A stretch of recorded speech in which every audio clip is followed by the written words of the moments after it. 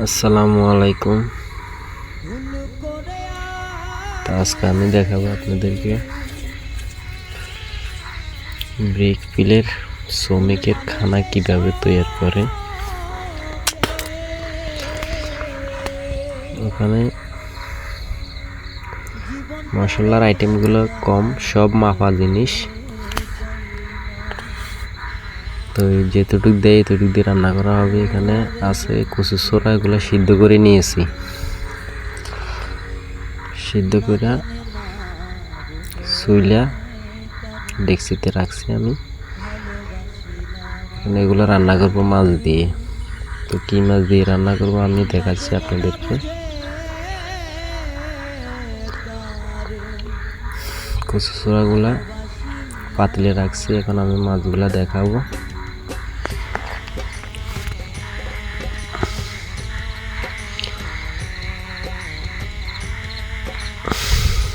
এখানে মাছগুলা দেখেন,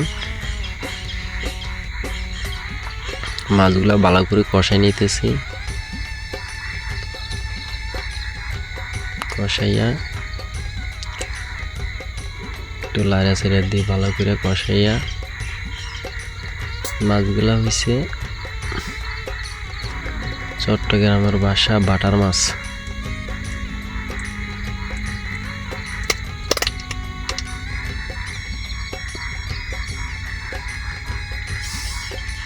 বাটার মাছ। আর এখানে পোয়া মাছও আছে, লাল পোয়া।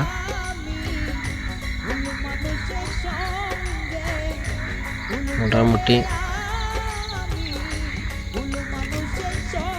কালারটা অনেক সুন্দর না। মাছগুলো দেখাইতেছি।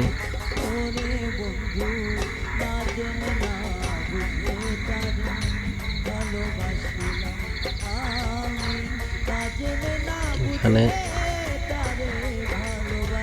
এটা হচ্ছে লাল পোয়া,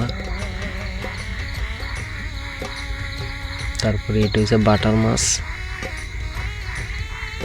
এগুলা দিয়ে আমি কচু ছোড়া রান্না করব।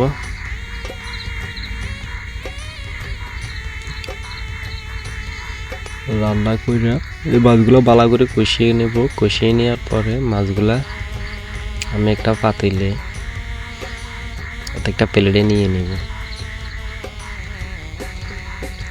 না নিলে মাছগুলা ভেঙে যাবে। মাছগুলা ভেঙে গেলে তাহলে আর মানুষ মাছ দেখতে পাবে না। এখন মাছগুলো আমি একটা প্লেটে নিয়ে নিচ্ছি। সুন্দর করে ঝোলগুলা রেখে দেব, মাছগুলা নিয়ে নেব। ঝোলের মধ্যে কচু ছোড়া যেগুলো সিদ্ধ করে রাখছি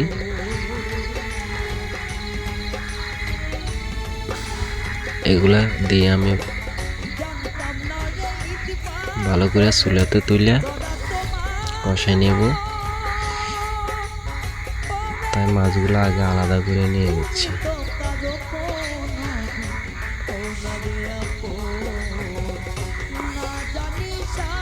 আপনারা দেখতে পাচ্ছেন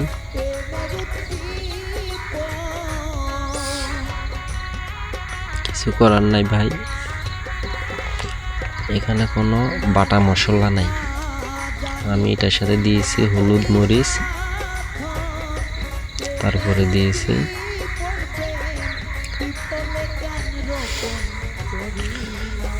একটুখানি রাঁধুনি মশলা, দিয়েছি পেঁয়াজ, কাঁচামরিচ, রসুন। এখন আমি চুলের উপরে দিয়ে দেবো কড়াইটা।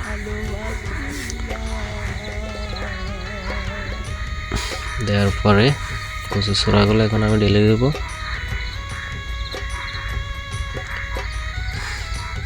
ঢেলে দিলাম। এখন আমি এটাকে লেড়ে ছেড়ে দেব। কালারটা অনেক সুন্দর হয়েছে না? সিদ্ধ করা ছোড়া তো, এগুলা যখন আগুনের হিট পাবে ঝোলগুলো একটু গাঢ় হয়ে যাবে।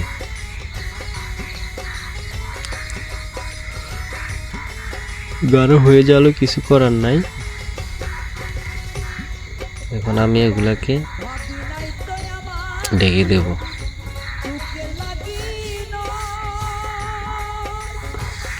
দেওয়ার পরে একটু কষিয়ে নিব ভালো করে। ব্রেক প্লেস চুলা, তো দেখেন চুলার কি অবস্থা।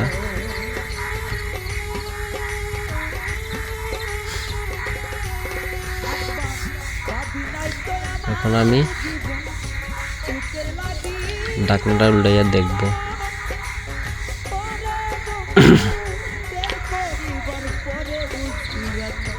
বললাম না সিদ্ধ করা ছোড়া একটু গাঢ় হয়ে যাবে, জলগুলা গাঢ় হয়ে গেছে। একটু লেড়ে দেবো ভালো করে, পানি ঢেলে দিই।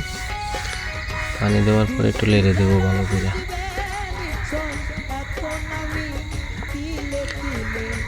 তাহলে জলগুলো একটু পাতলা হয়ে গেছে। তবে আমার এখানে পানি আরো দরকার, কারণ আমার 30 জন মানুষ খাবে, তো 30 জন মানুষের জন্য এতটুকু জল হবে না। কারণ এগুলো আরো রান্না করতে করতে জল আরো টানবে, আরো গাঢ় হয়ে যাবে। আমি এই পাতিলে রান্না করতে পারবো না। পাতিলটা শেষ করে নেব। একটু বড় সাইজের একটা পাতিল বসাবো। পাতিল বসায় আমি ওখানে আরো পানি দেব। আমি এখানে রান্না করতে পারবো না, একটু ভালো করে আগে লেড়ে ছেড়ে দিই। তারপরে এখন আমি পাতিলটা শেষ করব। পাতিলটা শেষ করার পরে আমি এখন পাতিলটা শেষ করে নেব। পাতিলটা আমার শেষ হয়ে গেছে। আমি পানি আরো দিছি এখানে, আমি আমার পরিমাণ মতো। এখন আমি মাছগুলা ডেকচিতে ঢেলে দেব, মাছগুলো যেন না ভাঙে। দিয়ে হালকা করে এটাকে আলতোভাবে লেড়ে দিতে হবে। মাছগুলা সুন্দর করে পজিশনে, যার যার জায়গায় সে বসে থাকবে।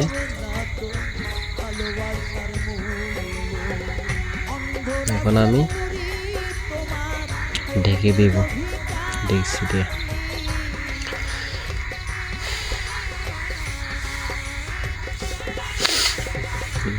ঢাকা দেওয়ার পরে দেখেন 5-10 মিনিট পরে আসছে, আমি আমার তরকারিগুলো বলক আসছে।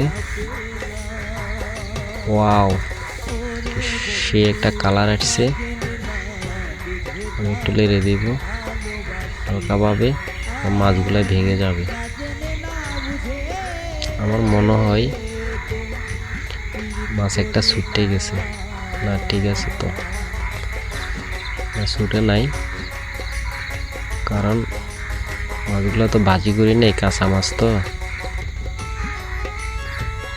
এই কারণে একটু আলতোভাবে লাড়াচাড়া করা লাগবে। বেশি জোরে লাগলে আমরা মাছগুলা ভেঙে যাবে। আর আমার জোরগুলো একটু একটু গাঢ় হয়ে আসছে, পরে আমার তরকারিগুলো হয়ে আসছে।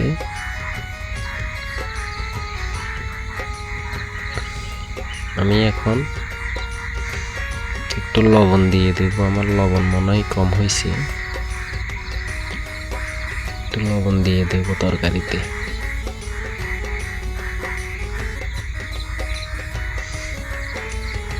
আমার তরকারির কালার কিন্তু অলরেডি চলে আসছে, ঝোলগুলো একটু গাঢ় হয়ে আসছে। আমি একটু ঢেকে দেব, তরকারি হয়ে গেছে অলরেডি। তরকারি হয়ে গেছে, আমি এখন এটাকে চুলা থেকে নামাই ফেলবো। নামাই ফেলেছি, দেখেন তরকারিগুলা। ওয়াও, সে একটা কালার আসছে। তবে আমার তরকারিতে আর একটু তেল দেওয়া ছিল, আপনারা মন চাইলে তেল দিয়ে দিতে পারবেন। আপনাদের আমি একটু তেল কম ব্যবহার করছি, কারণ মাপের জিনিস তো। এখানে অপসাইড করা যাবে না। এখানে আমি যেগুলো যেতটুকু ভাবে আনছি সেটুকু ভাবে দিতে হবে, কিন্তু হালকা মশলার মধ্যে সুন্দর করে রান্না খাওয়াইতে হবে। তো এই নিয়ে আমি বিদায় নিলাম। আমি যেভাবে রান্না করছি আপনার মন চাইলে